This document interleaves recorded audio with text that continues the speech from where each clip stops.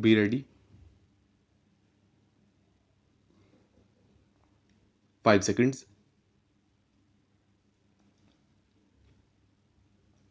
Start. Mr. Vice Chairman, I would now like to make a few observations on the Ministry of Education. Education is basic to any national regeneration. It is true that it does not bring any return as our other projects do, as for instance the steel projects or the irrigation projects do. But this is the investment that is designed to help building up of the human material. It is agreed that education has expanded after independence and during the plan periods, but it is a matter for concern that the content of education has not been equal to our expectations. Even today, we are engaged in experimenting with all types of education from the basic stage up to the university level. It is not clear, I presume, that the basic pattern of education of which so much was said and written is accepted as a success even today. Where do we stand with regard to the basic pattern? It seems to be the position that all arguments are in favor of that type of education, but all proof is against the success of such a type of education. Where does the government stand with regard to this type of education? We soar by the basic type of education because it was discovered by the father of the nation. But if it has been a failure, why should not the government say that is the position?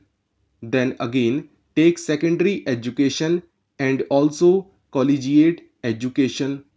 3 years ago, it was said that all universities should have 3 year degree courses, and some universities which were reluctant to accept this reform were more or less compelled to do so, and they accepted it. Now, certain universities find that this scheme is not working satisfactorily, and they feel that they should have a 2 year course in the college before students could enter the degree course. I mention this to show that this eternal tinkering with education should stop, and it should not go on like this.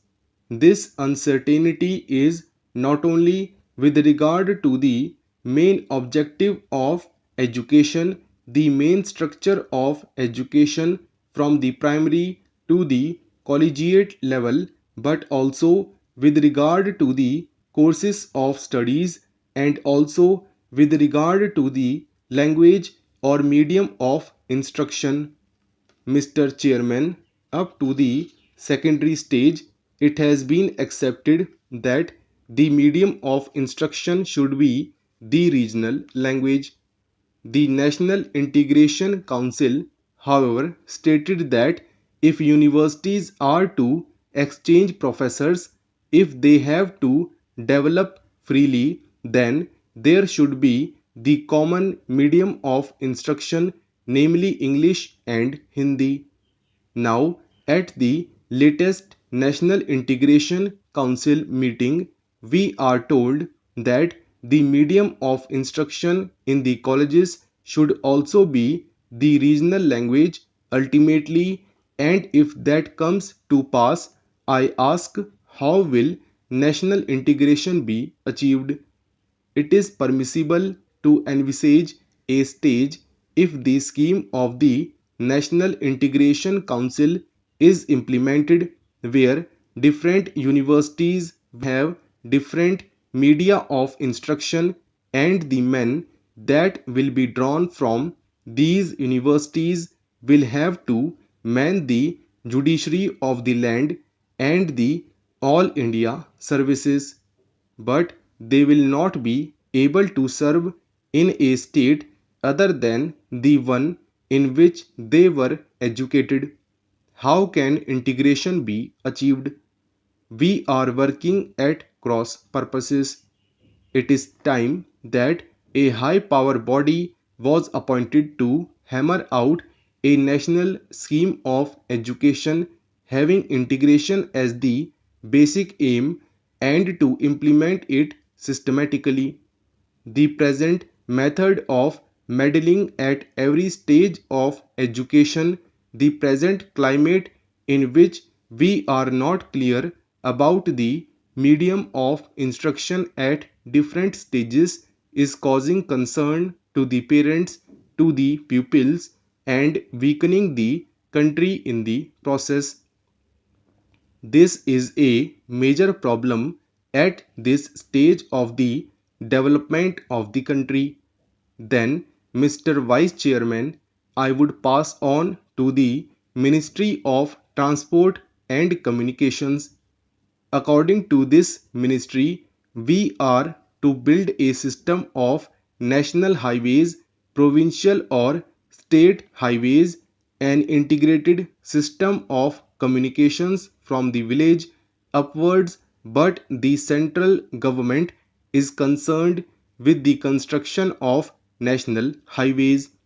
It is good to have a fine system of national highways. It also serves as a physical link for integrating the nation. It is good, but this planning of construction of national highways without regard to the development of railways and the development of industries in the regions in which the highways are proposed to be constructed will be something beyond our means at the present moment. Assuming that we have a network of national highways, are they to be put to immediate use? Are they good investments? Unless you have industries, small, big, or medium, coming along the highways, unless they assure you a fair return for the investment, it is not desirable to have a system of highways for the sake of mere transport of passengers. In other words, we should have a scheme of priorities for the national highways so that they can be looked after.